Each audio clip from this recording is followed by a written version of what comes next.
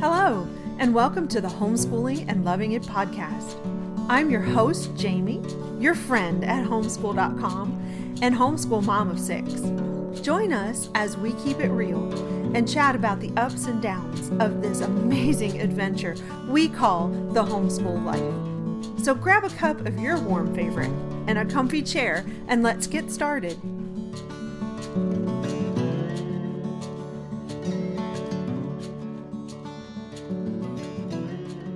Hello, and welcome to homeschool.com's Homeschooling and Loving It podcast. Today we dive into the world of whole testing and assessment. Whether you're a seasoned homeschooler or maybe you're just starting out, this episode will provide some valuable insight on testing. So let's go ahead and dive in. Let's get started.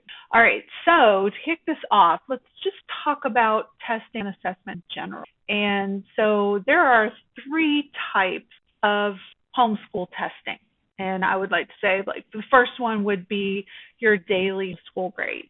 And, this is balancing formal grading, which we would call formal grading quizzes and tests, along with the informal assessments of monitoring your children's progress, watching where they're improving, where they need help, where they need work. And, we do that as homeschool parents. That's like a constant. As we work with our kids, we can see their progress and we can also see their areas of weakness. So we're assessing. That's not formal assessment, but we are assessing them daily in that way. All right. There is also, the idea of daily homeschool grades. There's flexibility, in the fact that, for example, with my 6 kids, when my kids were in elementary school, apart from the time that we use kind of like an online school, we did not keep elementary school grades. Now, that isn't to say I did not assess them daily, because I worked with them. I knew their progress. I knew where they were at, their strengths, their weaknesses, but we didn't do quizzes and tests on a regular basis. Now, as they got a little bit older and they got into middle school, then I started introducing it, got them acclimated to it. And then, of course, as they went into high school, they really understood the stakes of the quiz and a test, and it prepared them then for graduation and college. So that's just kind of my take on it. So you understand that you don't have to do formal grading on a daily. All right, another type is a placement test. And this is really kind of a tool for understanding where your child should start in their education. Okay, so this is a very handy tool if you are just getting started to homeschooling and maybe you're starting with a brand new curriculum and you're not too sure about scope and sequence and where your child may fall and what they've mastered and what they haven't mastered.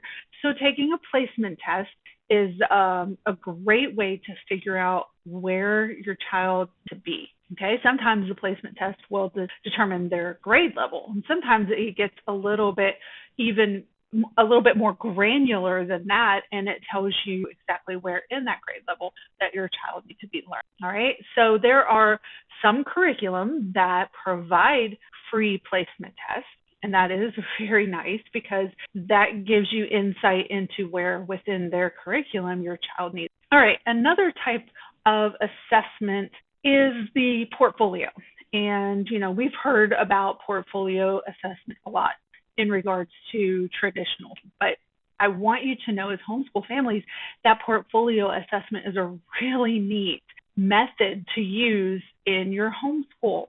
It's super fun and, it's alternative. It's not the formal quizzes and tests, but it's an example of their work, their progress over time. And so, you can have a lot of fun with this, and it can even turn keepsake. But it's a comprehensive documentation of your child's progress. So you can showcase, you can choose their favorites and include them in your portfolio. And there are different types of portfolios. Just to throw them out, and we'll kind of dig into them in just a minute, but there's a showcase portfolio, progress portfolio, working portfolio, and virtual. And we'll get into that in a minute. Some states actually require a portfolio for evaluation. Now, my family was from Ohio and Pennsylvania. My sisters homeschooled in Pennsylvania, and so I know from fact that they had to create a rather comprehensive portfolio and have a reviewer as part of the Department of Education. They had a reviewer review their portfolio and recommend, if they weaknesses or whatever issues with it, then they could work on that. But that was kind of a formal requirement of the state. So very interesting. But anyway, portfolios can be a really fun way to assess your child's progress, and they can be fake. All right, so I mentioned requirements by state. Yeah, that is kind of a big deal. And really, as home, we love the flexibility. We are kind of, we're the teacher, we're the principal. It's all rolled into one. We're the Department of Education for our own home. And so we can make the call on how we decide to do. However, there are some states that have mandatory grading, mandatory reporting that's required to do. Now, in those states, that is your first and foremost responsibility. Fulfill your state laws. You don't want that hanging over you. You don't want to test the state. Thankfully, after a long, difficult battle throughout the late 70s and 80s, homeschooling is now legal in all of the United States. Now, it's only been, I want everybody to realize, it's only been 30 years that homeschooling has been legal in the United States. So that's something, all of us newcomers to homeschooling, we didn't fight that battle, but we're reaping the benefits of it. So we should be grateful, to be thankful that those who went before us fought that hard battle for us, and now we just have to deal with a few state requirements. Thankfully, that's all we have. So some do require that review of your child's work. There are some states that require nothing, which is wonderful. And then there's kind of some middle ground states that do require, like Georgia, for example, standardized tests every few years, which, that is a very requirement, not difficult. But that does require us as homeschoolers to find someone, someplace, a testing situation. Now, thankfully, things are more online now since the pandemic. But that makes us have to take standardized tests. So that's also something to consider. All right. So let's go ahead and move into the second segment, which I want to talk about those portfolios, because that is a way to assess your students' progress that, number one, you may be required by your state to do, but number two, really, it can be such a fun way to keep lasting mementos of what you did. And so, great way to track progress and keep great memories. So, what is a homeschool portfolio? Well, formally said, it's a record of a student's educational journey. It can include evidence of learning. It can include amazing highlights of great moments in your child's education. It can show things that demonstrate substantial progress, milestones in their learning experience. What are the different types of homeschool portfolios? Well, I mentioned them a minute ago. Let's start talking about them. There's a showcase portfolio, and the showcase portfolio is more of that one that I was just mentioning, where you can almost have a keepsake, this portfolio. I knew a homeschool family that bought those very thin, clear totes they use sometimes for craft purposes. They're kind of square. They're about maybe 4 inches thick. She would buy one for each kid each year, and they would choose their assignments throughout, from the beginning, middle, end of the year, throughout the course of the year, and they would put them in, and then they would go back and look at them. She said it just really turned into such a wonderful memory. So that's an idea.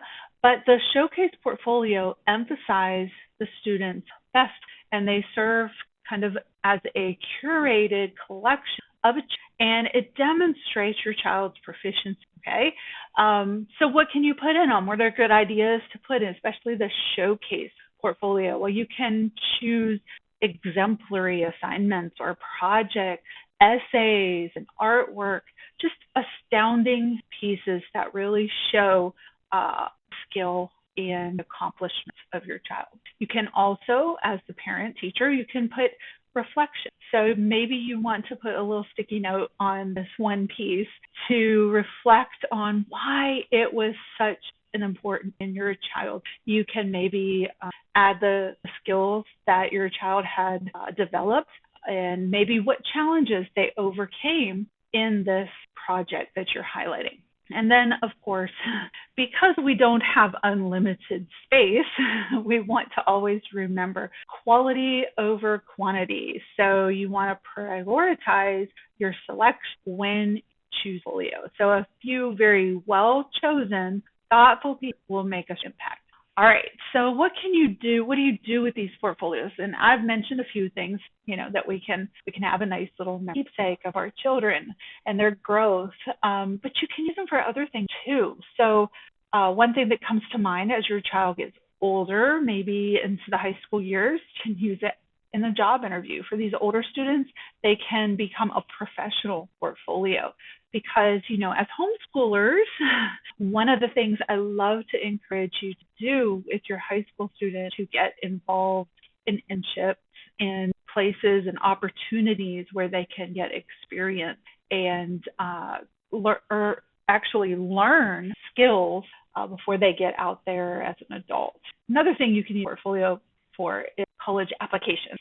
You can collect all the things that you feel just really make you stand apart and impress college admissions. All right, so let's move on to the second kind of portfolio. It's a progress portfolio, and this is really used for reflection as well. They focus on the journey rather than just final products, okay?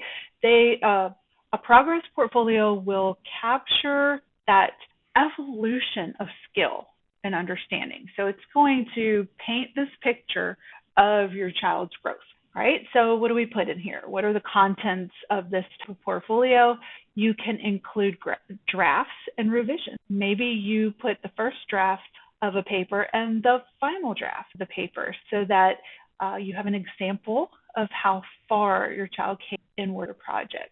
You can put in notes, process notes, document either your child, your students' thought processes, or your thoughts about their work. You can also document their struggles and any breakthroughs that they had in the learning process. And it's always wonderful to include reflections on how you as well. It just makes for a nice, beautiful story that we can, okay? All right, so where can we use these? These are great for just understanding the learning process of your child. So if we use this type of portfolio, the progress portfolio, we kind of for ourselves see how our children learn best. And then we can even use it to sit down and talk to our children about how they learn and how they think. And that is called metacognition. And it's a very important part of learning. And so this is a great conversation starter, a great way to help them think about how they get themselves. So basically they're thinking about their thinking and their learning. So it's also a good way to encourage feedback. So students learn from mistakes. We all learn from mistakes, right? And so when we learn from mistakes, we can iterate on our work. We can change for the better. And so it makes for a healthy process, a healthy learning process, all right? It's also a really good way, to just assess your child. And sometimes when you are required to do a portfolio, they may ask. All right, another one is called a working portfolio. And with a working portfolio, you will have multiple examples over time, okay? And really, to be honest, this is more the traditional type of portfolio that regular school settings is. And then more than likely, your reviewer, if you're in a state that requires a portfolio, more than likely they will ask for this type. If they don't, then you can feel free to try one of the other types of portfolios. But most of the time, it does end up being this working portfolio that includes multiple examples over time. Okay, so what is the point of this type of portfolio? They capture a range of work across subjects and time periods. So this type of portfolio is also dynamic, and it is going to change throughout the course of the year. All right, so what do you put in this type of portfolio? You're going to have assignments, projects, experiments, and even, some creative endeavors, some art projects in there. All right, you're also going to want to include annotations, reflections, as we talked about in the other ones, so you can add notes to each entry in your portfolio, explaining the context, the goals, and even the desired learning outcomes from that particular assignment.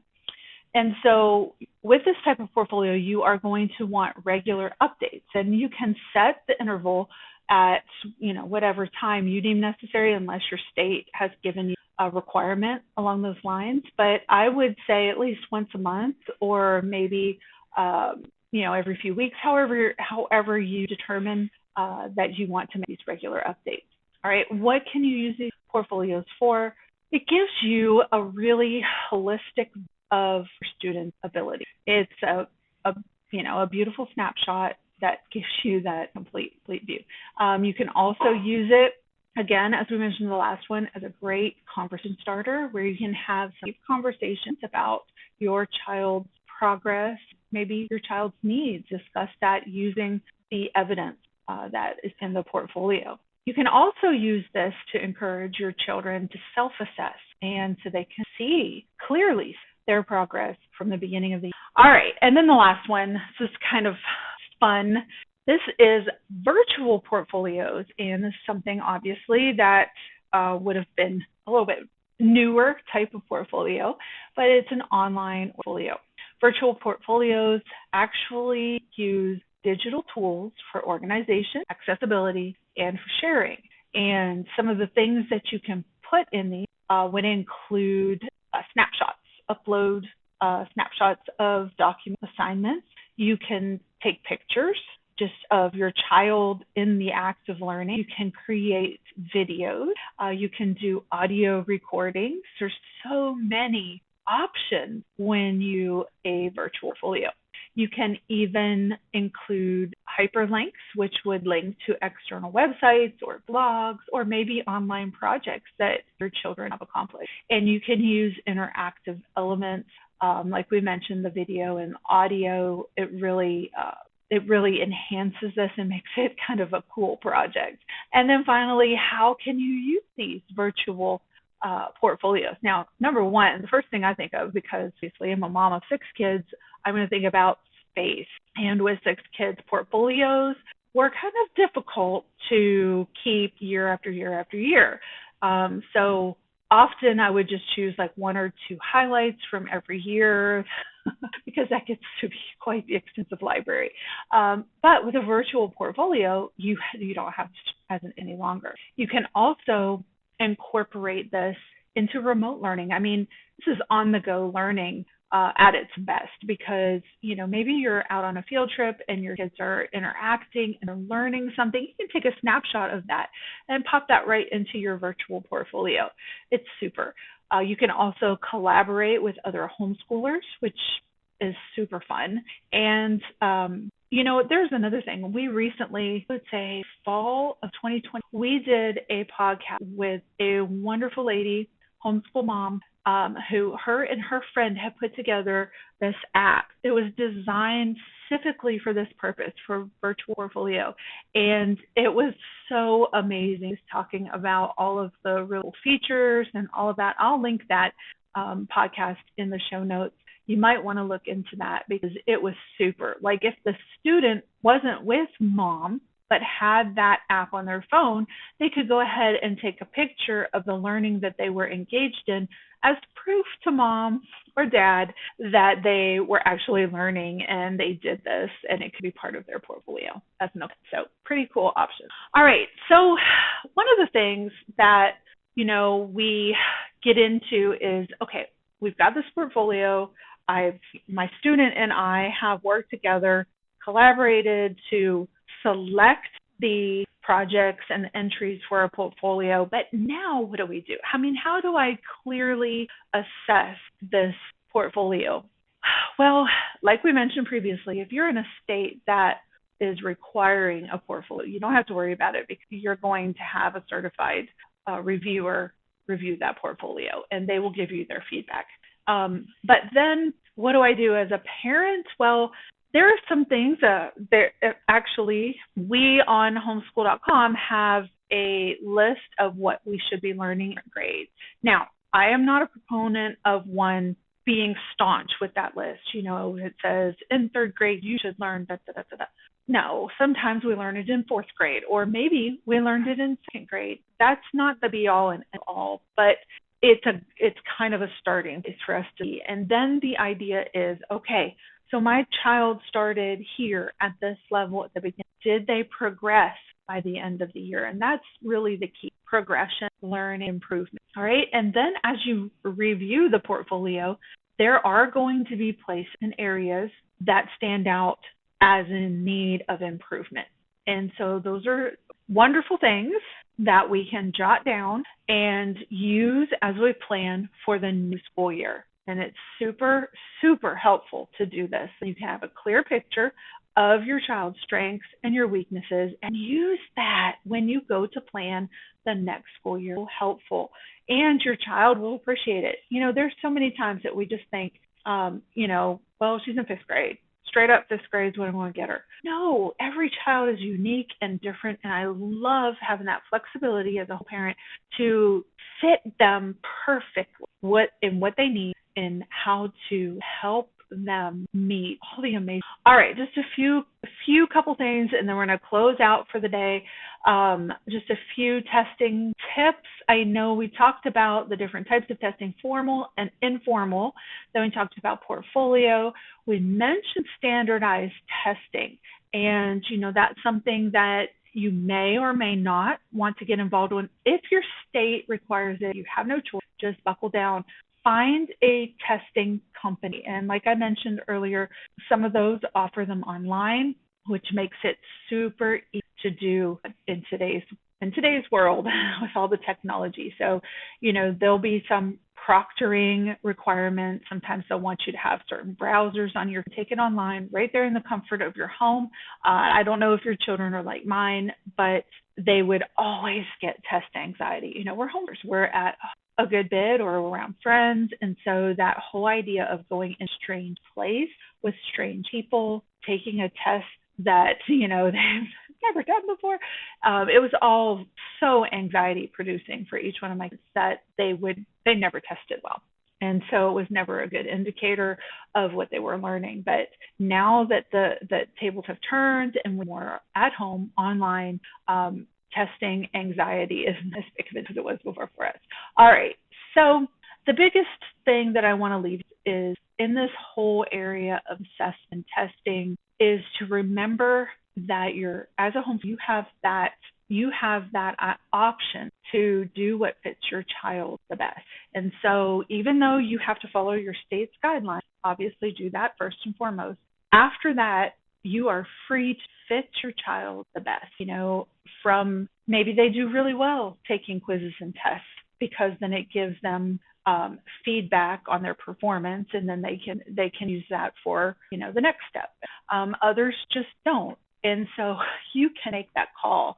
The other thing is the fact that as our kids get older, if they are choosing a career for their future that requires college education, it is important for us as parents to prepare them to take tests, because there's no way around it. If they have to go to college, for example, your child might become an entrepreneur, and that's amazing. They don't need a college degree for that. In fact, they could just take some business courses, whatever, and go to it. But if your child wants to be a nurse or a doctor, there's no way around college. And so as homeschool parents, it is our responsibility to train them in how to take tests. There are testing skills, and that's really important that we prepare them and help them to overcome testing anxiety if that is an issue. And then, of course, there are those tests like the SAT, ACT, CLT in high school that they will need in order to get into college. And we have several articles on homeschool.com that really help you with this. There's even like a 15-week free test prep course you can take. We've all heard that the SAT is now online. They have several test prep courses that you can do within their online platform there as well.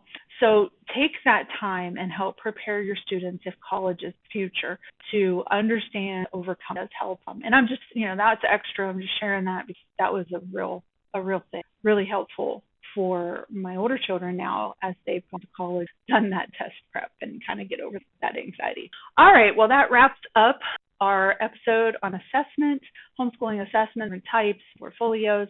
I appreciate you joining us today. I hope this episode helped you with your questions regarding homeschool assessment. Please take a minute to check out the show notes, and here's to homeschooling and loving it.